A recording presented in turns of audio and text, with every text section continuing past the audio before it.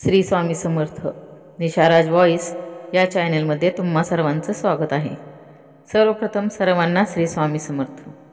स्वामी समर्थ महाराजांच्या कृपेमुळे तुमच्या सगळ्या चांगल्या इच्छा पूर्ण हो अशी स्वामीचरणी प्रार्थना करते आणि आजच्या व्हिडिओला सुरुवात करते। तर आता पितृपंधरवडा चालू झाला आहे।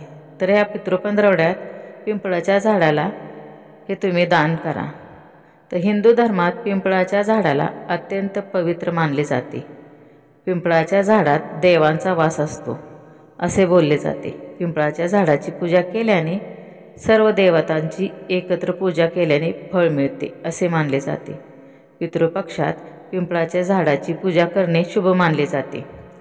पितृपक्ष काही दिवसांनी संपणार आहे, तर पितृपक्षामध्ये सांगितलेला कोणता तरी एक उपाय तुम्ही करा। शनिवारी सूर्यास्तानंतर पिंपळाच्या झाडाजवळ कणकीचा दिवा लावावा। प्रथम कणकेचा दिवा लावून तिथे शिवलिंग असल्यास त्याची पूजा करावी आणि नंतर झाडाला चंदन किंवा कुंकू लावून ओम लिहावे। यामुळे पितृज प्रसन्न होतात। दुसरा उपाय, शनिवारी काळे तीळ अर्पण करावे शुभ मानले जाते। पितृपक्षात देखील काळे तीळ शनिदेवांना मोहरीचे तेल आणि काळे तीळ अर्पण केल्यास शनिदेव आणि तुमचे पूर्वज प्रसन्न होतात।